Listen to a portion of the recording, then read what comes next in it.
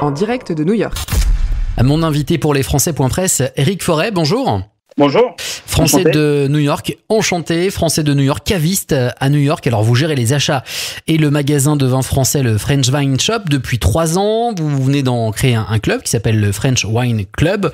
Ça démarre tout juste. Et puis une chaîne de bar à vin également qui s'appelle le 20 sur 20. On l'a tous vu passer. Donald Trump a donc annoncé l'augmentation drastique des droits de douane et le vin est ciblé. J'allais dire, c'est pas une surprise.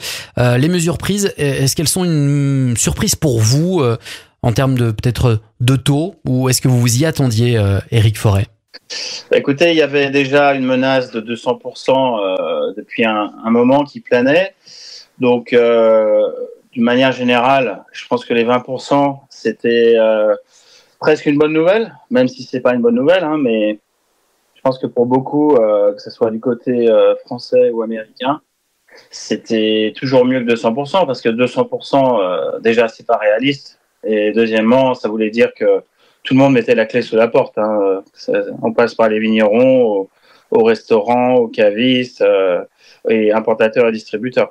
Donc 20%, c'est une mauvaise nouvelle, mais c'est pas si catastrophique. C'est quelque chose qu'on a vécu dans le passé à son premier mandat. Donc on a les outils, on peut faire en sorte de survivre. Hein. Ça va pas être une période facile, mais il y aura peut-être des gens qui vont fermer à cause de ça. Mais de manière générale, ça peut être gérable. C'est pas idéal, mais c'est gérable. Ouais, vous craignez le pire pour l'intégralité du marché et 200%, c'était fatal pour tout le monde.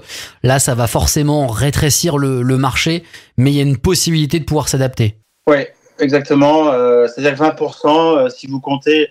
Alors, ce qu'il faut bien comprendre, le système américain pour la vente d'alcool, c'est un marché qu'on appelle aux 3 tiers. Donc, depuis la fin de la prohibition, pour importer des vins ou des alcools, la règle est de suivre la règle des 3 tiers. Donc, à quoi ça consiste? C'est forcément d'utiliser un importateur, un distributeur et un retailer. Donc, c'est-à-dire qu'on ne peut pas faire venir techniquement des vins ou des alcools directement et les vins aux consommateurs. Il faut que ça passe par ces 3 intermédiaires. Donc, qui dit intermédiaire dit marge sur les produits. Et chaque intermédiaire peut faire un petit effort sur ses marges pour diluer un petit peu les tarifs. Et si du côté des producteurs, alors je ne suis pas sûr à l'heure actuelle qu'il y ait beaucoup de marge du côté des viticulteurs en France en ce moment, c'est un peu la crise, mais peut-être qu'ils peuvent faire un petit effort de leur côté. Donc, en gros, il y aurait peut-être 10% d'efforts de la part du trade et 10% qui seront répercutés sur le consommateur à un moment donné. Mmh. L'impact sur votre façon de travailler, vous venez de nous en dire un petit mot sur l'aspect financier, l'aspect prix, mais l'impact, est-ce que vous le mesurez déjà? Est-ce que ça remet en cause votre approvisionnement? L'augmentation de prix, vous venez de nous le dire, éventuellement 10% côté chaîne d'appro, enfin en tout cas côté chaîne fournisseur, et puis 10% côté consommateur. Sur le personnel ou sur d'autres choses, d'autres impacts, d'autres conséquences que vous mesurez?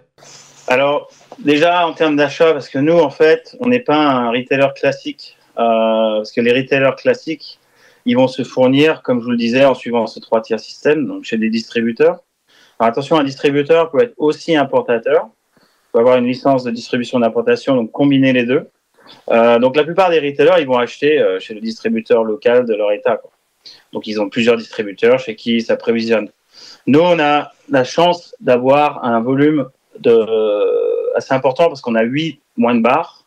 On en a 6 sur Manhattan, un dans Long Island et un à Washington DC, et un wine shop. Donc tout combiné, on a une force de frappe en termes de vin qui est assez importante, presque équivalente à un petit distributeur. Donc on fait de manière tout à fait légale du direct import en coupant un petit peu le middleman, en utilisant donc un importateur-distributeur comme clearing. Donc avec une marge moindre, il nous permet d'importer des vins directs. Donc tout ça pour dire que cette partie d'import direct, parce que nous on va à Wine Paris tous les ans faire notre shopping, pour tout ce qui est vin à volume, on l'achète en direct de cette manière-là.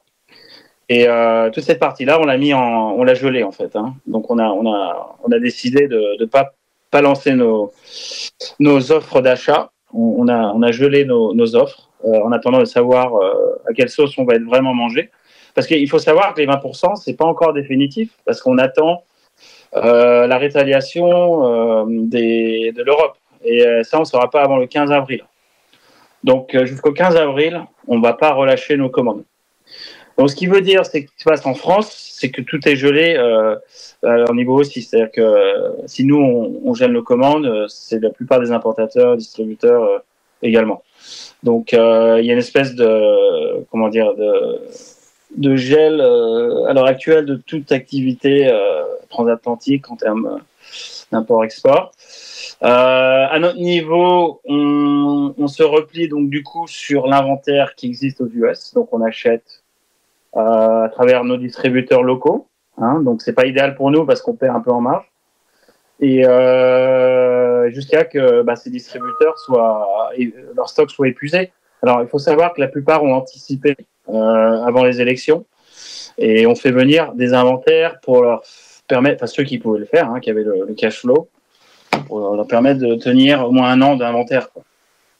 Okay. Mais bon, il y a beaucoup de pression en ce moment sur les inventaires domestiques aux US parce que tout le monde essaye de sécuriser des quantités de vin avant que les prix montent. Donc des inventaires anticipés.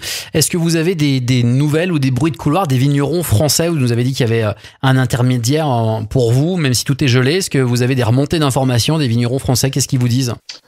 Les vignerons français, ils sont un peu dans l'expectative. Hein. Ils attendent. Ils sont très inquiets, les dunes.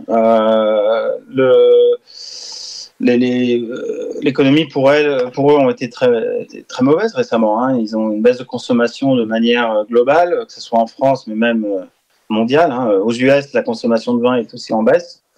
Donc, il y a déjà des problèmes à la base, sans compter les problèmes au niveau du temps, etc. Enfin, ils ont chaque année des problèmes de récolte. Et donc là, au niveau des exports vers les US, ils sont complètement dans l'expectative. Hein.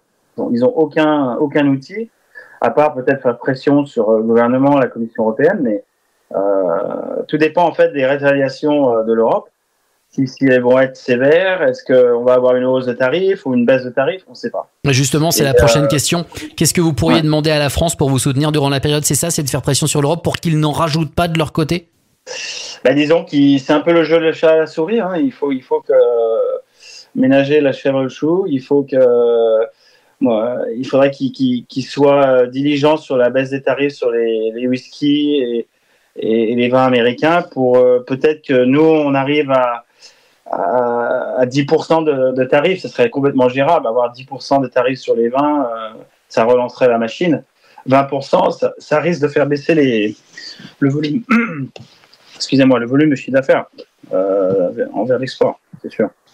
Pour terminer, Éric Forêt, vous l'avez sûrement vu passer ou même vous avez répondu. Roland Lescure, le député des Français d'Amérique du Nord, a fait une consultation et les expatriés français sont en majorité inquiets de la situation. Est-ce que vous envisagez ou est-ce que vous craignez, comme certains qui ont répondu à cette consultation, de devoir quitter les États-Unis?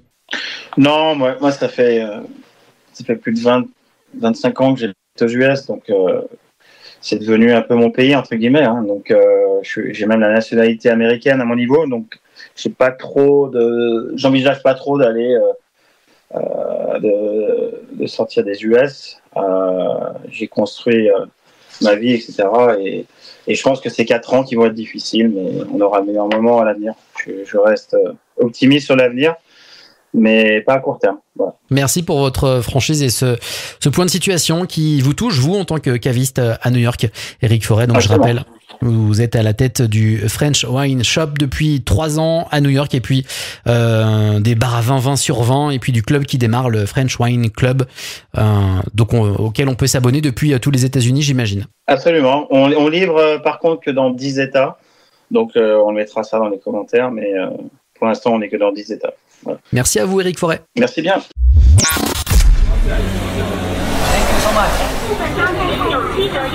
En direct de New York.